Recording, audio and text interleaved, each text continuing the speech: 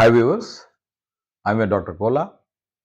మరి diploma in elementary education చదువుతున్న second year students అందరికీ ముఖ్యంగా మీ అకాడమిక్ ఇయర్ ఆగస్ట్ 6కి అవుతుంది. ఇటు చాలామంది విద్యార్థులు సార్ రికార్డ్స్ ఎన్ని ఉన్నాయి కూడా ఒక వీడియో పెట్టండి అన్నారు. సో ఫర్ యువర్ అప్డేట్ ఈ సెషన్ చేయడం జరుగుతుంది. మీ అందరికి కూడా తెలుసు, మీకు ఫస్ట్ ఇయర్లో కానీ సెకండ్ ఇయర్లో కానీ 6 పేపర్స్ ఎక్స్టర్నల్, 4 పేపర్స్ ఇంటర్నల్స్ ఉంటాయి. ఈ 10 పేపర్స్ కూడా మీరు అసైన్మెంట్స్ ఉంటాయి. 10 assignments, okay. 10 field based project record. So 10+10 ఇవి 2 assignment as well as field based project record. So ఇదే కాకుండా action research record, right, reflective journal record ఉంటుంది. రిఫ్లెక్టివ్ జర్నల్ ఒకటి, యాక్షన్ రీసెర్చ్ రికార్డ్ ఒకటి. అదేవిధంగా ఫస్ట్ 2 టీపీ స్పెల్స్ చూద్దాం మనము. మీరు టీపీలో English as well as EVS చెప్తారు. తీసుకున్నట్టయితే English TP records 2, EVS TP records 2, right. అదే కాకుండా work value education TP record ఒకటి, 2 ఇయర్స్కి 2 స్పెల్స్కి, రైట్. అదేవిధంగా ఇంగ్లీష్ అబ్జర్వేషన్ రికార్డ్స్ 2 స్పెల్స్కి. అదేవిధంగా ఈవీఎస్ అబ్జర్వేషన్ రికార్డ్ 2.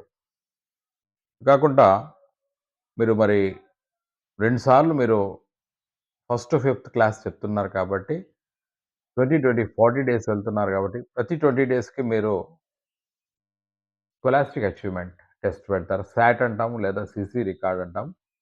సో 2 స్పెల్స్కు 2 సీసీ రికార్డ్స్, ఇంగ్లీష్కి 2, ఈవీఎస్కి 2, రైట్.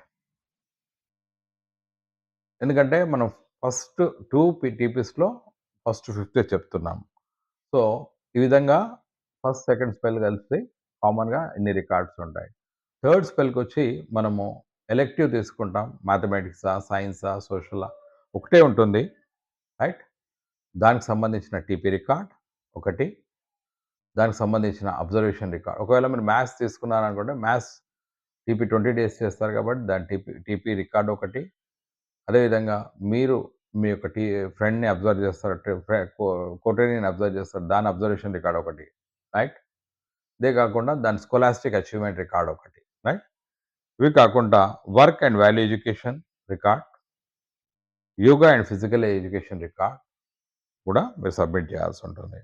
సో దాదాపు మీకు 40+ రికార్డ్స్ సెకండ్ ఇయర్లో సబ్మిట్ చేయాల్సి ఉంటుంది. సో మరి రికార్డ్స్ ఎందుకు అంటున్నానంటే ఈ రికార్డ్ బేస్డ్గానే మీ యొక్క మార్క్స్ ఉంటాయి కాబట్టి ప్రతి ఒక్కరు కూడా చూసుకోండి.